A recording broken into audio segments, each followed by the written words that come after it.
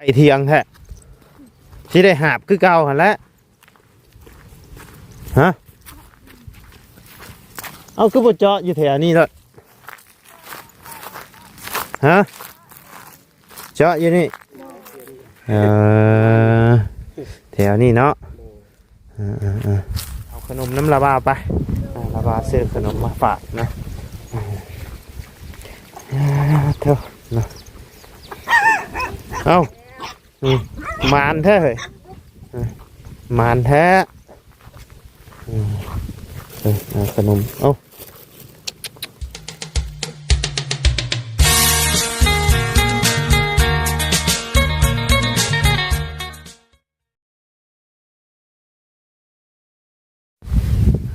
เนาะพี่น้องเลย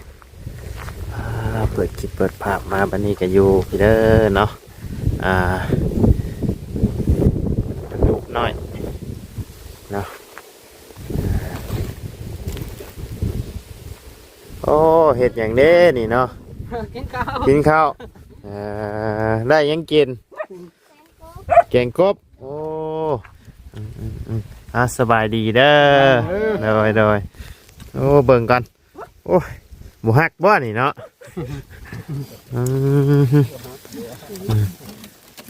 ได้อาหารกินเนาะสบายดีเด้อสบายดีทักทายกับสบายดีเด้อเนาะพ่อแม่พี่น้อง FC เบิร์ดสุคนเนาะเพราะว่าชิวในและต่างประเทศก็ยินดีต้อนรับกับสู่ช่องวาไลคือเก่าเนาะพี่น้องเลยผู้นี่บ่ที่เป็นพ่อนะโดยอ๋ออาจจะเห็นอ้ายเพิ่นครั้งแรกพี่น้องเลย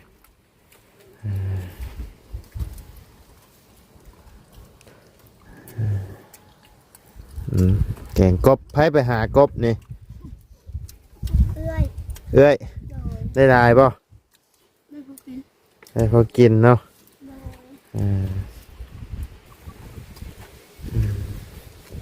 โอ้เย็นแล้วมื้อนี้เนาะจ่อยนี่ภายในเข้ามาหาชั่วโมงนี้ล่ะเจออยู่ป่ะฮะไผไหนเบาเมื่อวานนี่ได้เบานางเบานิ้วไผเบาตุนบ่แม่นเบาตุนเด้อ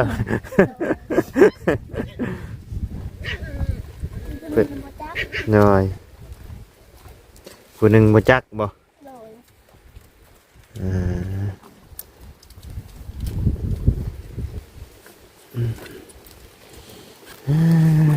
เอาพอดีแหละมาพ่อทางอ้ายเราเนาะเดี๋ยวจะได้ทำเรื่องไม้เรื่องตอกน้ำพี่น้องเลย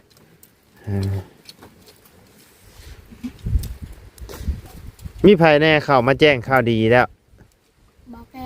บอกแก้วจักล้านจื้ออยู่บ่เท่าไร4 ล้านฮะคนมาแจ้ง4 ล้าน4 ล้านโดยเพิ่นสิทางน้ำให้บ่เพิ่นสิทางน้ำบ่โดยหากระพุ้ยดื่มกระพุ้ยเขาหักกระมาดื่มรถเขามันก็คือว่าตั้งน้ำน้องโดยทางบ่แก้วเพิ่นสิมาเจาะน้ำให้เนาะเอาดีแล้วใช่4 ล้านบ่ไอ้งบเจาะน้ำนะโดย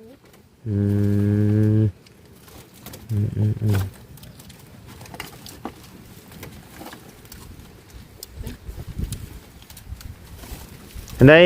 ไม่ตอกขอกตาเสานี่พ่อสิหาได้อยู่บ่ไอ้บางเทื่อก็สิพอได้เยอะคือว่าแล้ว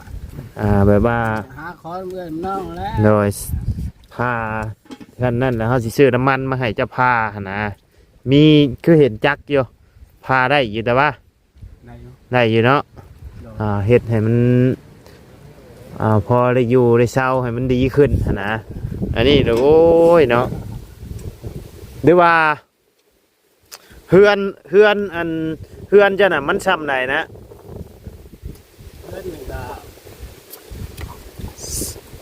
เสานี่มีแต่9 ต้นเสาเก้า 2 ห้องเป็นเสาปูนบ่เสาไม้หรือว่าสิเอาเมื่อซ่อมแซมเฮือนบ่หรือแนวใดใจระหว่างเถียงหน้ากับซ่อมแซมเฮือนเอาตัวใดเพราะว่ามี FC เพิ่นก็ถามมาอยู่คือบ่ซ่อมแซมเฮือนก่อนเพิ่นว่าเนาะแนวนั้นก็ได้คือกันบ่แล้วก็ถามความสมัครใจผู้อยู่เลยเพราะว่าเจ้าอยู่พุ่นประจำหรือว่าอยู่พี่ประจำหั่นนะจุดหลักๆก็คือว่าอยู่พี่คือว่าและอยู่พี่เนาะก็อยากได้เถียงบ่โดยเถียงก็คือสิแบบว่าเฮาไม่เตาะขอกตากะเป็นเสานี่น่าจะหาได้อยู่เนาะเสาจัก6 ต้นนี่นะพอดีอยู่เนาะเสา6 ต้น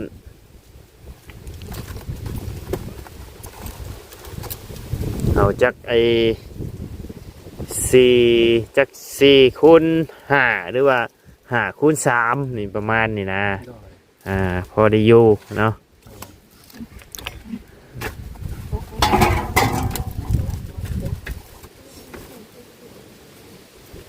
อันนี้โดดโอ้ย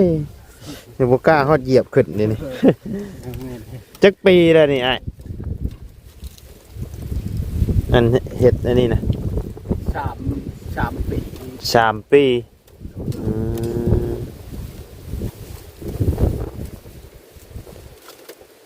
กันขึ้นมานอนกันนี่บัดทุกคนนี่ยันฮักแล้วนี่เนาะฮักไว้คือว่าแล้วนี่ข้ามไว้คือว่าแล้วอยู่ชั้นลงแล้วเลยอยู่ทำไมค่ำอยู่ทำไมค่ำมาซื่อพี่น้องกินข้าวเช้าหรือข้าวเที่ยงนี่นะข้าวเช้า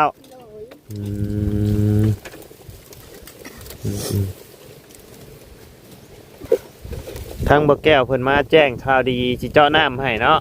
โอ้ดีใจน้ำพี่น้องเลยเพิ่นมาแจ้งจักเทื่อแล้ว2 เทื่ออันเทื่อก้อนนะจักล้าน10 ล้านเมื่อวานนี่ก็มาแจ้งอีก4 ล้านเอาดีใจน้ำเนาะความฝันใกล้สิเป็นจริงแล้วใช่อันโต10 ล้านนี่เพิ่นสิมาสมทบเฮ็ดอันเทียงน้ำนี่บ่อ๋อโอเ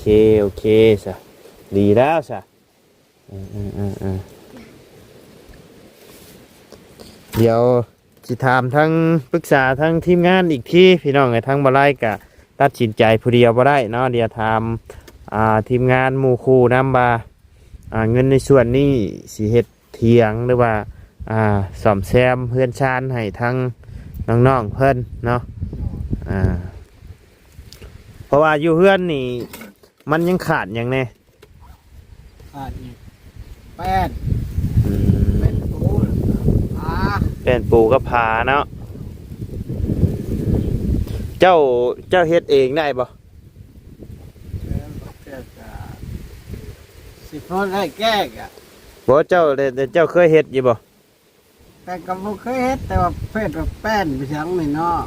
มาตอกใส่ก็สิพอได้อยู่ตอกแป้นนี่ได้อยู่เนาะเฮาก็สิได้อยู่ตัวนี้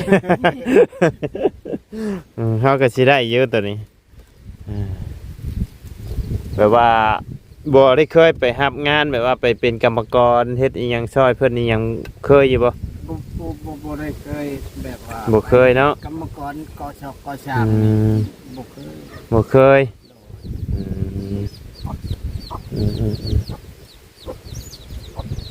จุดหลักๆก็แม่นนอนอยู่หน้าเนาะ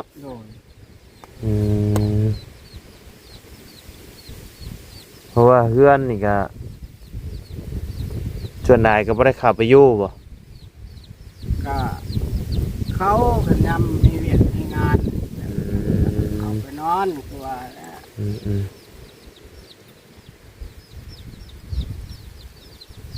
เอาเดี๋ยวปรึกษาทั้งทีมงานเบิ่งอีกที่ก่อนพี่น้องเลยว่าเอาจังใดเนาะทั้งบ่ได้ก็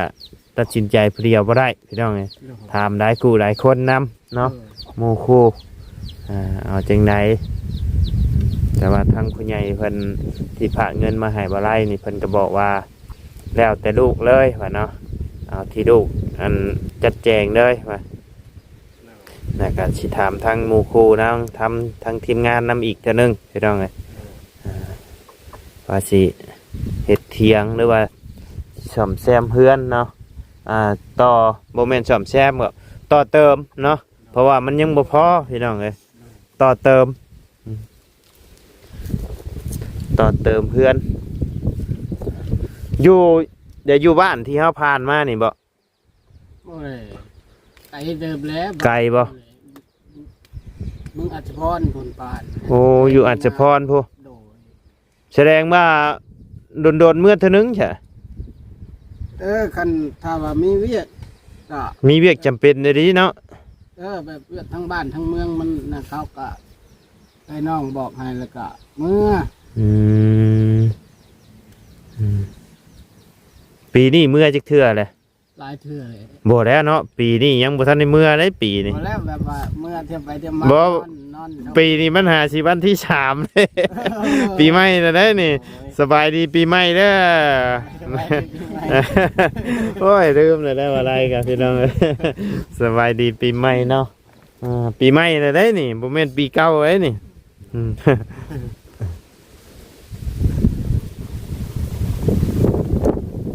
แต่กับเมื่อเดือยอยู่เนาะเมื่อแล้วก็ชวนได้ก็ได้นอนอยู่บ่ ได้นอนอยู่แล้วกันได้เมื่อแหละ อืม ก็ได้นอนคือว่า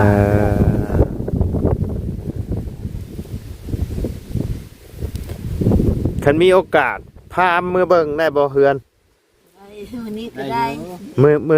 มือนี่ก็ได้เนาะ โดย เอาถามเบิ่งทั้งทีมงานก่อนพี่น้องเอ้ยยันทีมงานเพิ่นเข้ามายันเพิ่นบ่พอเนาะมื้อใดมีโอกาสเหมาะแหละเฮาจังไปพี่น้องเอ้ยจังเข้าไปเบิ่งเฮือนชานเพิ่นว่าเฮาสิซอยในจุดใดพี่น้องเอ้ยถ้าว่างบก็ทางบ่อแก้วนี่ก็มาแล้ว10 ล้านเนาะน้ำบ่อไร่นี่ก็3 ล้านพี่น้องเอ้ยก็เป็น13 ล้านแล้วตอนนี้บ่ได้เกี่ยวกับตัวเจาะน้ำเนาะตัวเจาะน้ำตั้งหาก4 ล้านพี่น้องเอ้ยเอาดีใจแหละสิบ่ได้ไปตักอยู่ไกลสิเจาะอยู่หม่องใดเจาะน้ำ เจาะอยู่บน ฮะ เจาะอยู่บน เจาะไกลแท้ ไม่ได้ไกล อ๋ออยู่นี่บ่อยู่ลุ่มนี่บ่เอาเดี๋ยวอ้ายลองไปจักสิว่าจังไหนแล้วเนาะอันเดี๋ยวเมื่อเบิ่งทั้งเพื่อนเดี๋ยวปรึกษาทั้งทีมงานก่อนก็ได้เนาะเดี๋ยวจังลองขอไม่ขออย่างนำเพิ่นเด้อแหละคันว่าใจลึกๆนี่อยากได้เถียงบ่ ได้ลึกก็อยู่ได้เฮือนแหล้วกันมันอยู่เพิ่งก็จุดหลักๆอยู่พี่ จุดหลักๆก็อยู่พี่เนาะเดี๋ยวจังว่ากันอีกทีเนาะพี่น้องเอ้ยเดี๋ยวเฮามาเบิ่งเพื่อนเบิ่งซานเพิ่นก่อนว่าเป็นจังใดเนาะเดี๋ยวถามเบิ่งทีมงานก่อนเพิ่นสิเข้ามาจักโมงเนาะมื้อนี้ท่านได้มีไผเข้ามาบ่มื้อนี้ นั่งมีกับเบาลาย น้อยจื้ออยู่บ่ไผซะพุ่น เบาไซ ว้าวใส่ โดย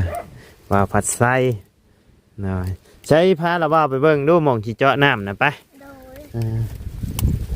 อึ๊บ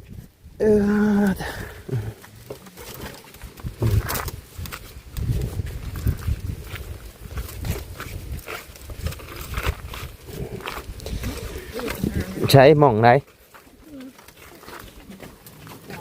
มาจากข้าประตู โอ้โห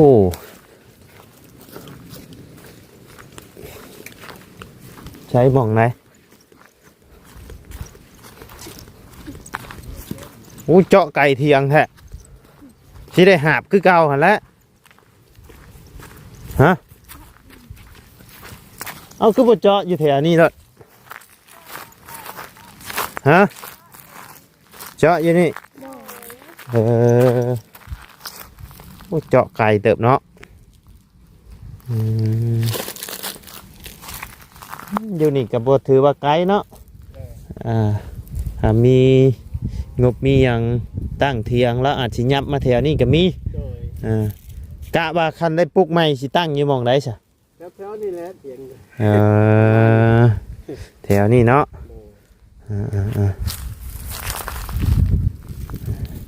ลุกขึ้นก็ได้ล่ะลุกขึ้น บ่เพิ่นสิมาเจาะมื้อนี้บ่ บจัก บ่จัก โดย อ๋อสิได้ไปตักน้ำมาเตรียมไว้ได้นี่เนาะ โดย จักสิจักจักถังแล้วนี่แล้วบ่ถังใช้น้ำไว้เจาะ มีเล่าไปยืมของเขา จักอันถังมันต้อง3-4 อันผู้ใดถังน้ำ4 อันเนาะ โดย ใครอยู่คันฮอด4เลยเฮาเพิ่นต้องใส่น้ำลายเลยกะว่าสิมีอยู่บ่น้ำนี่คืออยู่โคกแท้เนาะ ว่าเลยใช้ๆมันก็เลี้ยงเขาขุดช่างขุดหยังได้จะขุดน้ำ ขุดช่างขุดหยังก็อึดน้ำเนาะแถวนี้เนาะเอาเดี๋ยวพังเบิ่งเนาะสิเจาะน้ำอยู่นี่เนาะ โดย ได้ถามทั้งช่างเจาะเพิ่นน่ะบ่ว่าราคาเท่าไหร่นะ บจักน้ำบ่แก้ว อ๋อทางบ่แก้วเพิ่นมาแจ้งเนาะ โดย แต่บ่ฮู้ว่าเพิ่นสิมาเจาะมื้อใด โดย อ๋อโดยเอาดีแล้วล่ะน้องเพิ่นสิบ่ได้ไปตักน้ำไก่พี่น้องก็ไปบ่ไล่ย่างน้ำมื้อนั้นโดดโอ้ยขาจนลอยพี่น้องเอ้ย มึนหมดเลยสิบ่ได้ไปอันนั้นสูบตักกินอยู่นี่เด้อพี่น้องเอ้ยน้ำอยู่โคกคือสิบ่จางปานใดหรอกเนาะ ใครจางกับใครก็กินน้ำนองอยู่ได้เนาะน้ำนองนี่โยจักอีหยังอียาอาบก็โยฮะ ส่วนพักไปฮะ เพิ่นพักเขา เจ้าบ่มีบอกของเจ้า บ่ ปลูกพริกยามนี่เนาะ โดย ดินนี่ฮอดได้ใช้ฮอดใช้นี่ไอ้ ดินนี่ก็แบบว่าคือไอ้นี่ก็แบบว่ามาเป็นคนปักเจ้ากับแม่น คนผักเซาโอ้ แต่อยู่บ้านอยู่เพื่อนผมมันกับแคบหลายเนาะดินตอนหยามันก็บ่มีเลยก็เลย เลย ได้มาพึ่งพาอาศัยพ่อแม่อยู่ที่ และสมมติว่าเฮาเจาะน้ำเจาะในแหละเพิ่นบ่ให้อยู่ได้ซะบัดนี้ นั่นแหละอันนี้ก็ยัง อันนั้นคือว่าเลยอย่าง เดี๋ยวถามทั้งพ่อแม่เจ้าแล้วบ่ว่า แต่ถามแล้วถามเพิ่นว่าไอ้รถไอ้เจาะรถ ให้เฮ็ดรถเจาะรถเนาะโอ้เฮาก็เฮ็ดทั้งที่เฮาก็อยากได้ความมั่นใจนะว่าเจ้าสิได้อยู่นี่แท้ๆบ่เกิดมื้อใดมื้อหนึงแหละเพิ่นให้ออกไปแล้วก็ ก็คือว่า กำมังอีกแล้ว กำลังคือว่าคือว่าแล้ว เขาต้องถามเพิ่นรายละเอียดได้ว่าหม่องนี่เพิ่นสิให้เฮาอยู่แท้บ่มันต้องอยู่ตลอดได้ตลอดดีๆได้สัวลูกสัวหลานเจ้าพุ่นละ แม่นความบ่าวว่าแล้ว เพราะว่าทางผู้ใหญ่เพิ่นได้เจาะได้หยังให้แล้วก็เพิ่นก็อยากฮู้ว่าหม่องนี่นี่เจ้าสิได้อยู่ดีบ่สมมุติว่าเบิดบุญเบิดหยังเจ้าไปแล้วลูกกับเมียเจ้าสิได้อยู่ต่อบ่จุดนี้หั่นนะเขาต้องฮู้รายละเอียดได้ก่อนสิเฮ็ดหยังเนาะอันนี้ปุ๊บปั๊บเฮ็ดมาบัดเอ้าบ่ให้อยู่เอาอีกแล้ว เอาอีกแล้วความบ่าวว่า ต้องถามเพิ่นรายละเอียดก่อนได้ ถามลมไปแล้ว ลมเพิ่นแล้วเนาะ เฮ็ดแล้วเจ้าแล้ว เจาะก็เฮาก็อยากได้ความมั่นใจรายละเอียดนำหั่นแหละคันเฮาเจาะมาผัดว่าบ่ให้อยู่และไปเข้าห่มกันไปจุดนี้เนาะที่สิเฮ็ดเนาะ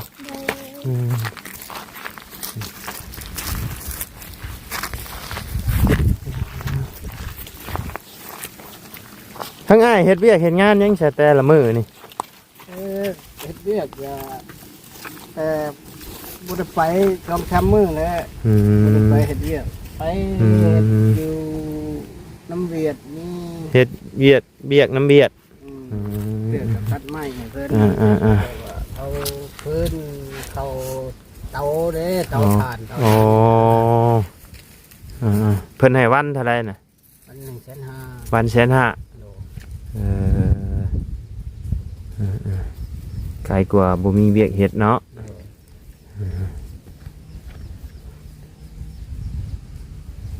อันบริเวณรอบๆนี่เป็นญาติพี่น้องกันเบิดเลยบ่แถวนี้นะแต่ว่าเจ้ามาอยู่นี่ได้3 ปีแล้วเนาะเพิ่นก็ว่าเพิ่นสิแบ่งหม้องนี่ให้อยู่เนาะเพิ่นได้เว้าอยู่บ่บ่ก็แต่อันบอนเฮ็ดบอนแบ่งให้หน้าก็คนได้บ่ได้อยู่นี่ให้นาไกลไกลตัวนั้นไกลบริเวณของน้องเบิดนะแต่นี่เฮาแต่ลักษณะขอเพิ่นนะมาขอเพิ่นอยู่ซื่อๆนี่นะโอ้ยเนาะมันก็สิเจาะมันก็ยากอยู่เด้นี่ความว่าถ้าเกิดมื้อใดมื้อหนึ่งเพิ่นต้องการสิเฮ็ดนั่นเฮ็ดนี่เพิ่นบ่ให้อยู่แล้วก็เจ้าก็ได้เสียเปล่าซื่อได้น้ำที่เจาะไปนี่ความว่าดินดอนตอนหญ้าเจ้าเองนี่บ่มีบ่มีนาเด้ให้นาที่เจ้าเฮ็ดเด้ซะให้นาก็คือก็ว่าแล้วก็เพิ่นแบ่งปันให้ก็มันอยู่ไกลน่ะไปเฮ็ดอยู่พุ่นบ่ได้บ่ซะเฮ็ดอยู่เฮ็ดก็ว่าเฮ็ดเฮาก็บ่ได้อยู่กับเนาะมันไกลคือว่าบ่ได้ดูแลมันก็ไกลก็ไปอยู่พุ่นแล้วย้ายไปอยู่พุ่นมันก็สิเป็นไปได้บ่เอ้าเนาะแต่ว่าเฮาบ่ได้อยู่กับคือมันบ่มีคนอยู่บ่ใช่อยู่ได้อยู่พุ่นโอ้ไกลหมู่คือว่าแหละไกลหมู่แต่ย่านบ่ย่านก็แม่นบ่ย่านก็แม่นนำมันแล้วอยู่มันเป็นเว้นไผเนาะคือว่ามันแหละไกลหลายแต่นี่ไปหานานี่โอ้บ่ได้ง่ายไกลได้เลยนั่นแหละจังว่าขอสิบักเดาอยู่ต้องเป็นที่นี้เนาะขอที่พักเศร้าก็คือเขาเว้าแล้วแบบว่าเขาเฮ็ดอีหยังแล้วทั่วเบิดแล้วบัดมันบ่แม่นของเจ้าเองหั่นนะแม่นเขาว่าอยู่เฮาต้องให้รายละเอียดแหละว่าหม่องนี้เฮาสิได้อยู่ตลอดบ่หั่นนะเพราะว่าผู้ใหญ่เพิ่นเฮ็ดให้ก็เพิ่นอีโตนสงสารทั้งน้องเพิ่น2 คนนี่แหละเนาะบ่อยากให้ไปตักน้ำไกลในเมื่อเพิ่นเฮ็ดให้แล้วเฮาก็อยากให้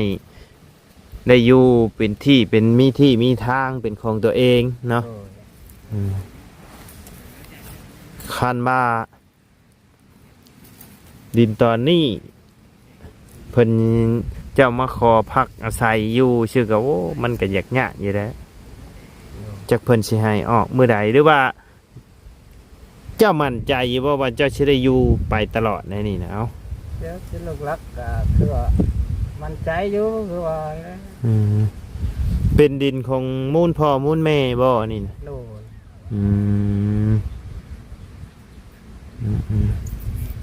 แต่ว่าเพิ่นทันได้แบ่งให้เนาะแบ่งเพิ่นแบ่งแล้วบ่นี่แบ่งก็อยู่ดีนี่แล้วว่าพูดตรงคอย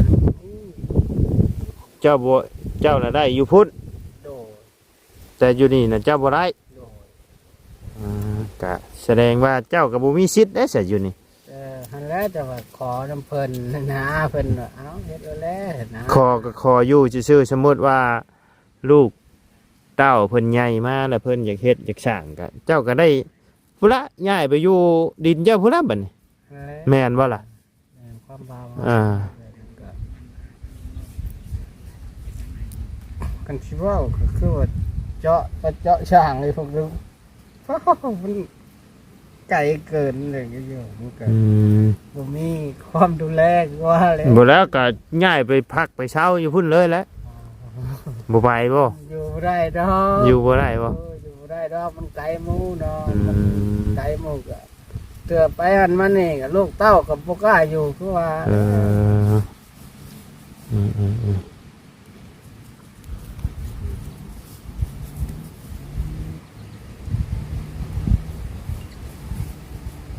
มันก็อย่างยากอยู่ได้เนาะ โดย เอากันแล้วแต่